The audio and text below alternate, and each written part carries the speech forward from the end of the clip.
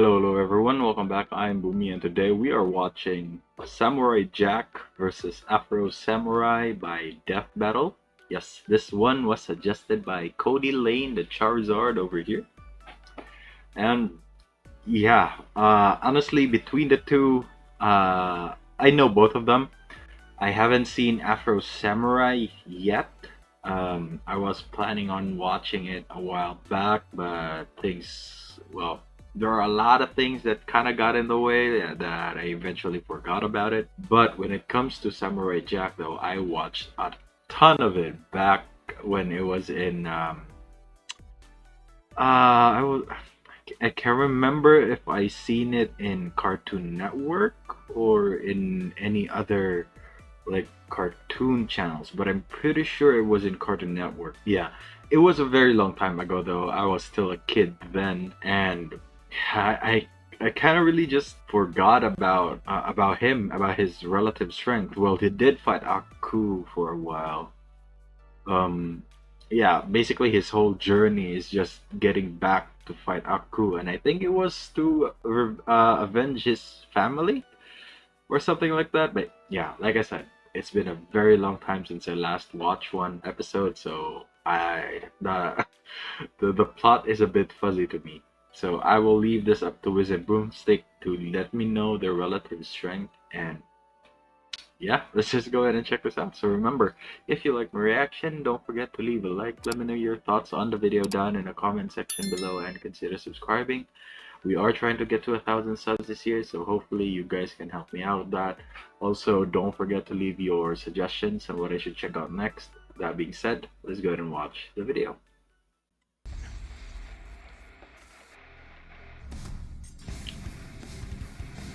Among the soldiers of history, the samurai is one of the most prestigious and dangerous. So let's pit two of the best of them in a fight to the Kenshin. death. Samurai Jack, the warrior prince lost in time. And Afro Samurai, who's one cold-blooded mother effer. He's Wiz and I'm Boomstick. And it's our job to analyze their weapons, armor, and skills to find out who would win a death battle.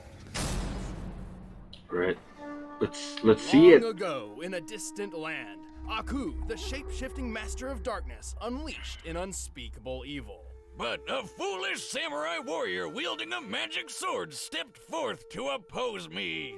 I mean him. And that nameless samurai became known as Jack. Jack was out. Jack. Yo, Jack was Jack. Doesn't really strike fear into your enemies. Young Jack was the son of a Japanese emperor who had imprisoned Aku years before. However, upon Aku's return, the emperor and his army were quickly defeated. The last of all hope remained in the hands of his son. Oh, look how small he is.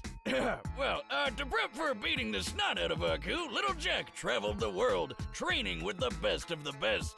Most notably, he learned horseback riding from a sheikh, staff fighting in Africa, wrestling from gladiators, axe throwing from a Russian boyar, mounted combat from the Mongols, Whoa. martial arts from Shaolin monks, And archery from freaking Robin Hood. You know. Okay. Looking at this now, I didn't really know that he had all this training.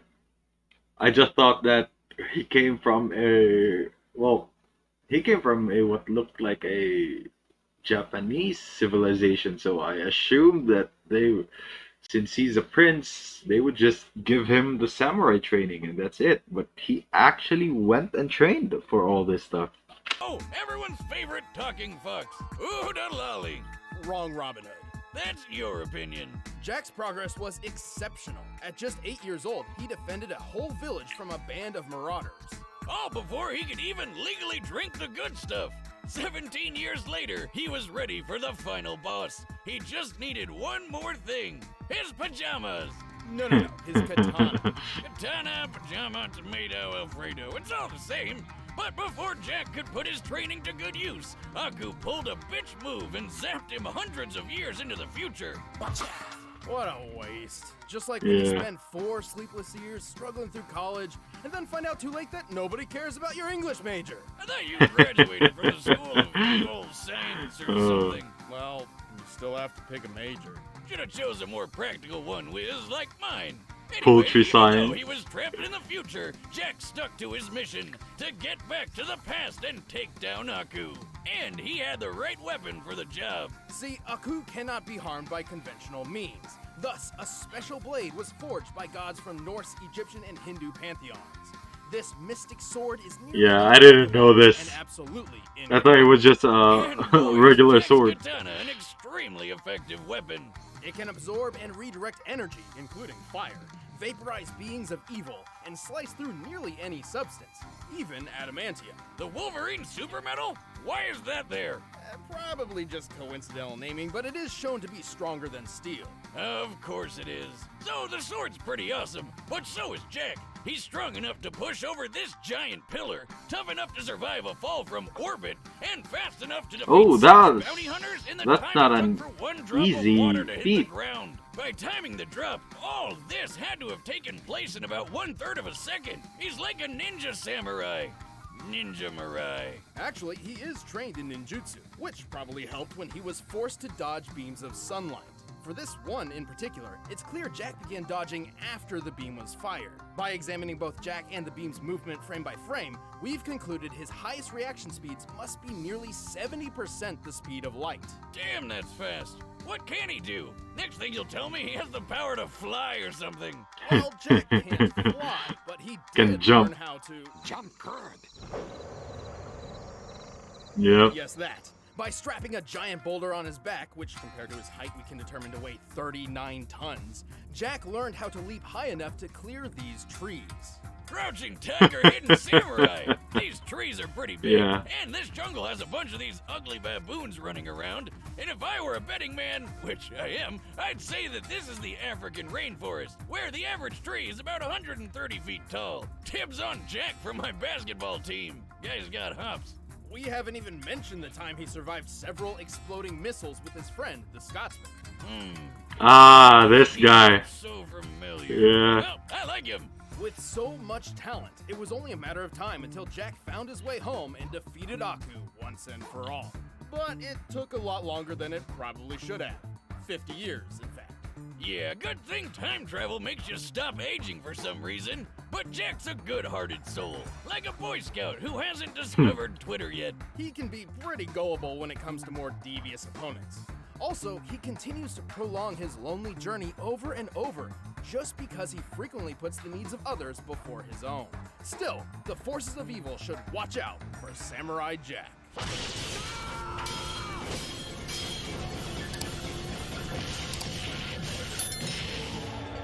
Who else wants some? Okay, this should be interesting. The stories that surround the two sacred headbands are as many as the men who died in their pursuit. What's so special about some strips of headcloth? Legend says they were created by the gods, or they can grant the wearer supernatural powers.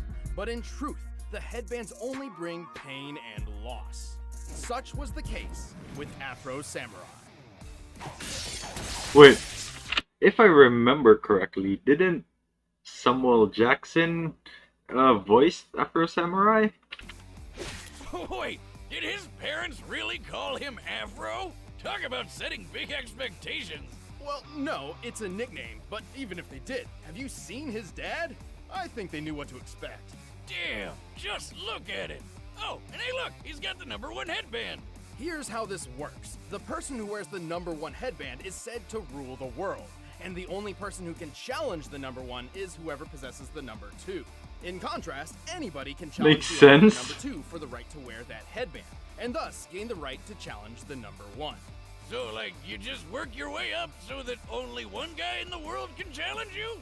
So where do I get one of these headbands? Then no one will mess with me. Actually, the opposite would probably happen, which young Afro witnessed firsthand when some freak named Justice showed up with the #2 and killed his father right in front of him. Why does Oh, this always happen? took off I his always thought head. Parenting was the hardest thing about being a dad, but at this point, I think it's just actually staying alive if your kid's ever gonna do anything great. Or just sticking around for them. Despite knowing that he was effectively creating a future challenger, Justice left Afro alone to mourn his loss. So, of course, Afro swore revenge and started learning swordsmanship under a swordmaster named Swordmaster! Who the hell is naming these people? Through Swordmaster's training of sword mastery, Afro learned the traditional samurai fighting styles of Kenjutsu and Kendo. Kenjutsu is all about how to kill an opponent as fast as possible, while Kendo is more about discipline and being zen and stuff. Naturally, Afro preferred the more kick-ass one. Right, Swordmaster's goal was to refine Afro's body and mind, instilling upon him a sense of honor, or Bushido. But that didn't quite mesh with Afro's thirst for vengeance. So when he found out that Swordmaster had the number 2 headband all along, he knew what he had to do. And now he could take What a down the guy twist. who killed his dad. Alongside his new friend / burden, Ninja. Oh, come the f*** Ninja on. Where'd this Ninja. guy come from? Now don't we look like shit? How you been, man? Well, it's not entirely clear. He's there, but at the same time, not there. Ninja is believed to be the guardian of the number 2 headband, but all he ever really does is talk, and talk some more. He got arrows and grenades and shit. You ain't got no chance, dude. Though it's also possible Ninja is simply a figment of Afro's mind, brought about by psychological stress. You know, I have an imaginary friend. Aren't you a little old for that? Not for Al Gundy. He's a gun. Al He Gundy. also talks to me. He tells me to do stuff. Okay. Anyway, to be honest, calling Afro a samurai is a bit misleading. He's actually more akin to a ronin, a samurai with no master. And so, with his swordsmanship perfected, Afro wandered the world searching for justice, carrying an arsenal fit for revenge. Including his father's sword. This super long blade has lasted through decades of battle without much issue. Perfect for kicking some ass. He also has a steel comb, which can be a surprisingly effective offensive and defensive tool. And since he doesn't care about that honor BS, he's not afraid to play dirty by attacking with his sandals. But while on the road to justice, Afro's number 2 headband attracted all manner of dangerous enemies. Luckily, he's more than capable of dealing with each and every one of them. He's strong enough to cut other swords in half, throw his sheath through another guy's throat, and even tear off metal arms. I mean, but the sword is just a normal sword, right? Unlike Samurai Jack, who's been forged by multiple gods, I don't think there's any contest when it comes to the sword. Pretty impressive, as many modern metals have tensile strength as high as 80,000 pounds per square inch. Afro is fast enough to cut bullets out of thin air, and even a laser beam. I should note that it's not a plasma-based beam. It bounces off reflective surfaces, doesn't explode upon contact, and it's literally labeled a laser. This means Afro blocked a beam that moved as fast as light, more than 670 million miles per hour. Okay, so both of them have like light speed reaction calculations. The problem is, somebody's gonna have to be faster. That laser beam came from a robot version of Afro. Talk about metal! This Afro droid could easily smash up a car, and our boy Afro just tore it apart! He's survived getting hit by rockets, including this RPG that fragmented a giant cliff face. RPG in a backpack. What is Ninja? I think I smell math coming. This tree nearby yep. is most likely a Japanese mountain ash, which can sometimes grow as high as 30 feet. With that in mind, we compared its height to the fragmentation created by the explosion, and compared the resulting surface area to the shear force for granite. With this, we deduced the RPG's highest possible explosive yield must be around 72 tons of TNT. Oh, Damn, what kind that's of a big lot. rocket launcher are these guys packing? And where do I get it? I mean, for surviving This that? way, and Afro didn't get through them all unscathed.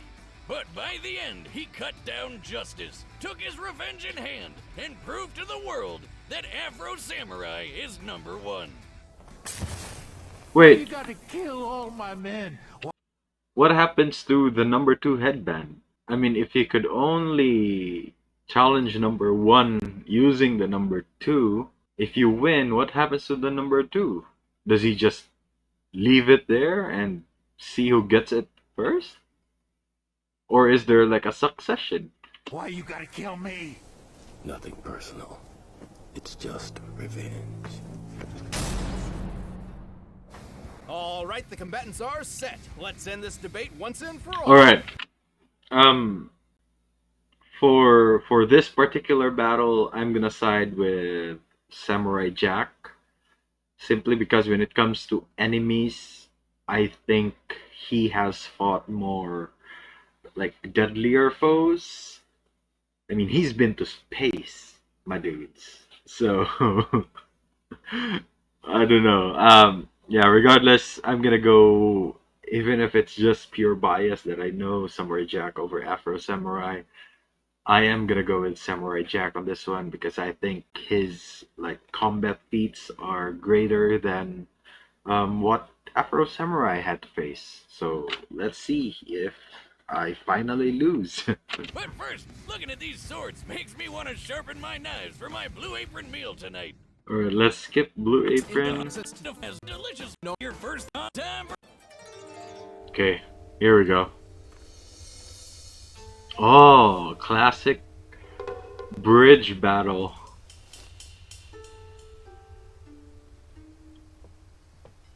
Very cinematic.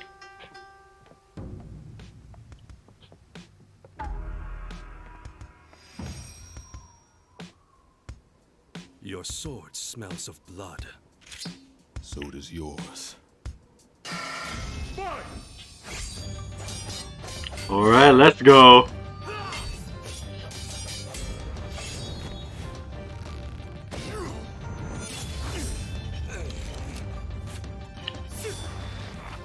Took off the hat.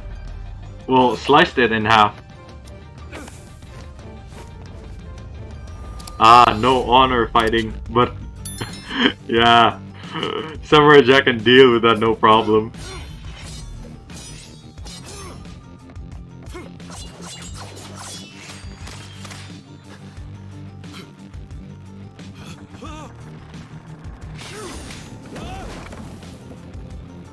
Yeah, should be good.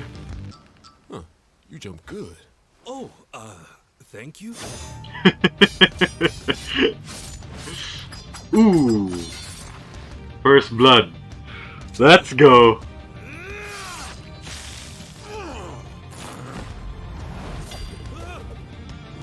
Oh no.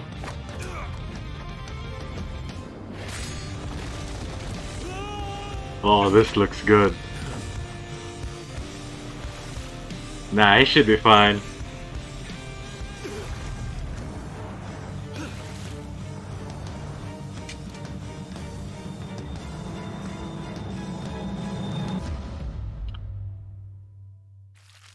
Oh no! No! Holy shit! Finish him! He has no more arms! Yep!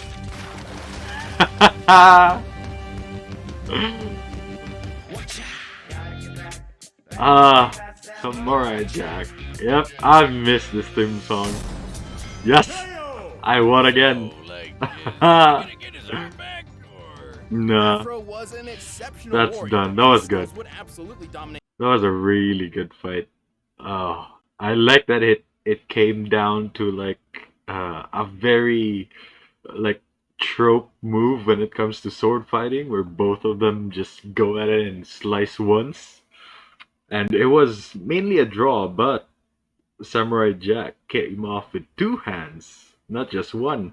Most sword fights. However, Jack has had a lot of experience with opponents who fight dirty. Yeah, Afro that's true. could not stand up to his physical superiority. Yeah, Afro never showed strength like how Jack lifted that 39-ton boulder.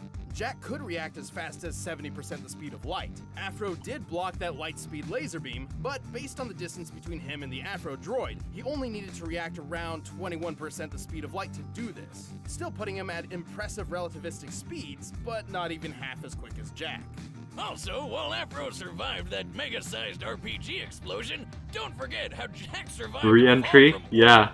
While it does seem that That's spacesuit right. was responsible for Jack surviving re-entry, it certainly can't be held solely accountable for the final impact. And he just walked it Starting his off. descent from the Kármán line, or the boundary between Earth's atmosphere and space, Jack covered a distance of 62 miles in just under 7 seconds, moving well over terminal velocity. Thanks to being propelled by exploding space beam. which means his top velocity was approximately 37,000 miles per hour. Adding the spacesuit's weight to his own, this means his impact force must have equaled about 19 megatons. Whoa, of force. that's way more. Than anything Yeah. Afro survived. And then he just got up and walked away. Badass. In the end, Jack was just too fast, too strong, too tough, and too well trained for Afro to handle. The winner is Samurai That was a Jack. good one. Okay. That was Samurai Jack versus Afro Samurai. That was a good one. The animation was good. The choreography for the fight was really good. Like the ending, I really loved the ending where they really did like a very cartoon slash, well, it's a very sword fighting trope where you just go and then one just falls. I really thought Samurai Jack was gonna lose. But then again, we gotta remember his sword did come from gods, literally. So it would stand to reason that it would be sharper, stronger, and deadlier than what Afro Samurai ever had. Yeah, that was a really good one. But that's gonna be it for me today, guys. Link to my Twitter is down in the description below. Go ahead and check it out if you want to. And if you're new here and enjoyed the video, don't forget to leave a like. Let me know your thoughts on the video down in the comment section below and consider subscribing. Again, we are trying to get to 1,000 subs this year, so hopefully you guys can help me out with that. Also, don't forget to leave your suggestions on what I should check out next. That being said, thank you so much for watching and I'll see you all next time. Bye!